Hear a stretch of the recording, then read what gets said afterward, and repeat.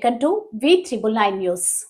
EOI తక్షణమే రద్దు చేయాలి. విశాఖ స్టీల్ ప్లాంట్ లో స్టీల్ యాజమాన్యం ప్రకటించిన ఈఓఐని తక్షణమే రద్దు చేయాలని స్టీల్ అఖిలపక్ష కార్మిక సంఘాల ప్రతినిధులు డిమాండ్. నేడు స్టీల్ అఖిలపక్ష కార్మిక సంఘాల ఆధ్వర్యంలో స్టీల్ ప్రధాన పరిపాలనా భవనం ఎదుట ధర్నా.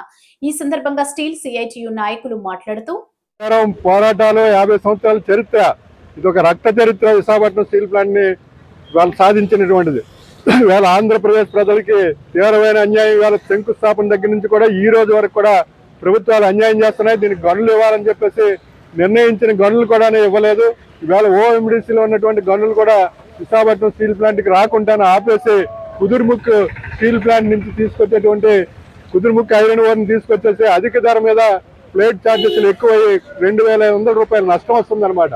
ఇవాళ ఎన్ఎండిసికి 1,500 ఎకరాలు ఇచ్చాం. ఇవాళ ఎన్ఎండిసి నుంచి ఎందుకు రావటం లేదు? ఐరన్ ఓర్ కానీ లేకపోతే ఉన్నటువంటి పిల్లెట్స్ కానీ అక్కడి నుంచి ఎందుకు తీసుకోవటం లేదు? మీరు చేస్తున్నటువంటి ద్రోహం ఆంధ్రులకి మరొకసారి ద్రోహం చేయబోతున్నారు. ఇవాళ అమరావతి లేదు, లేకపోతే ఇంకో పోలవరం పేరు మీద విశాఖ ఉక్కు కర్మాగారాన్ని ఇవాళ 10,000 మంది కాంట్రాక్ట్ కార్మికుల్ని, పర్మనెంట్ కార్మికుల్ని స్థానికంగా ఉపాధి పోయింది లక్షలాది మందికి అనమాట. ఇవాళ ఎక్కడ చూసినా విశాఖ నగరంలోనే టూలెట్ పర్ సేల్. ఎందుకు విశాఖపట్నం స్టీల్ ప్లాంట్ ని నువ్వు ప్రైవేటీకరణ చేస్తున్నావు, దీన్ని మూసేస్తున్నావు అని చెప్పేసి తరలిపోతున్నారు, వలస వెళ్ళిపోతున్నారు. ఈ సమస్యను మీకు రాష్ట్ర ప్రభుత్వానికి అర్థం కావటం లేదా? అర్థమయ్యేలాగా మీరు ఒకసారి మరో పునరాలోచించండి. ప్యాకేజీ పేరు మీద విశాఖపట్నం స్టీల్ ప్లాంట్ మీద ప్రభుత్వ రంగంలో ఉంచుతా ఉంటారు అనమాట. ఆపరేషన్ మెయింటెనెన్స్ ఇతర రాష్ట్రాలు గుజరాతీ కాంట్రాక్టులకి అప్పచెప్తున్నారనమాట.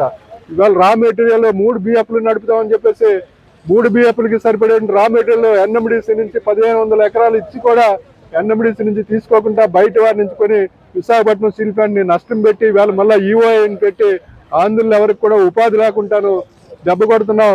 అది మేము సహించేది లేదు.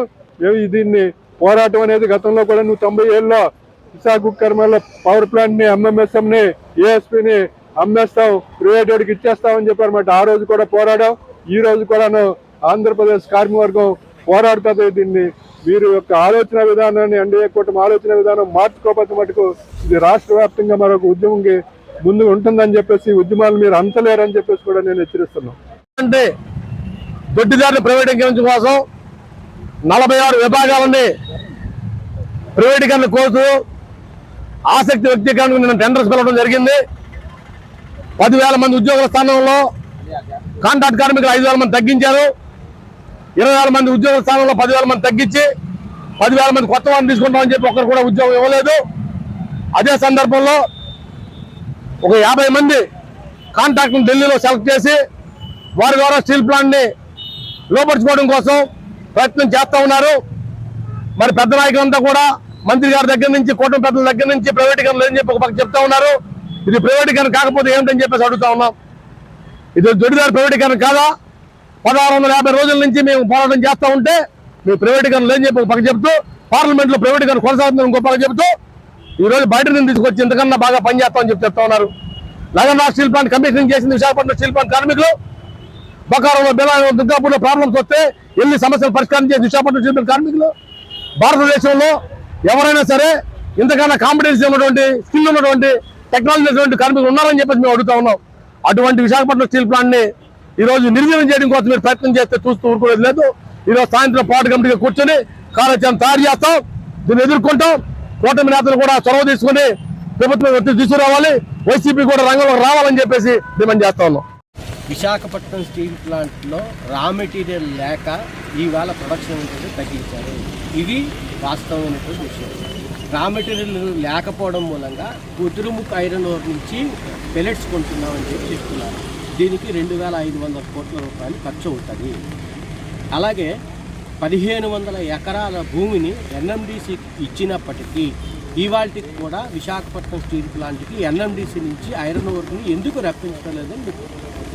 అలాగే విశాఖపట్నం స్టీల్ ప్లాంట్లో మ్యాన్ పవర్ ఎక్కువ ఉన్నదని చెప్పి 5,000 మంది కాంట్రాక్ట్ వర్కర్స్, అలాగే 1,000-1,500 మందిని పర్మనెంట్ ఎంప్లాయీస్ని విధుల్లోంచి విఆర్ఎస్ పేపర్ విధుల్లోంచి తొలగించారు. అలాగే కాంట్రాక్ట్ వర్కర్స్ని తొలగించారు. కానీ 1,500 మందిని ఇవాళ రిక్రూట్మెంట్ చేస్తున్నారు బయట రాష్ట్రాల నుంచి విశాఖపట్నం స్టీల్ ప్లాంట్.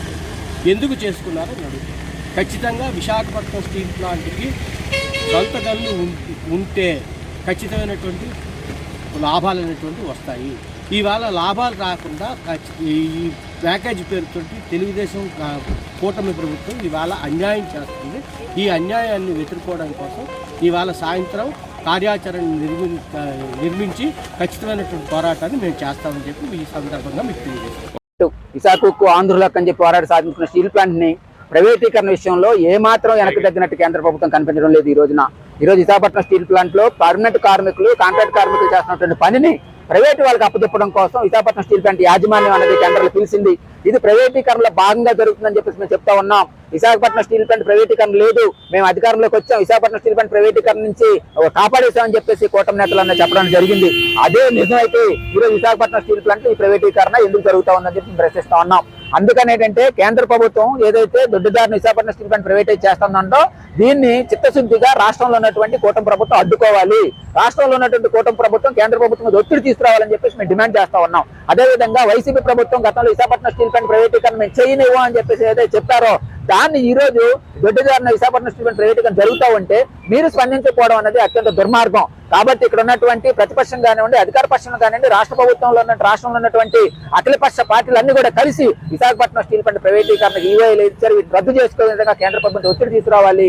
దీనికి సంతకాలు కేటాయించే విధంగా కృషి చేయాలి.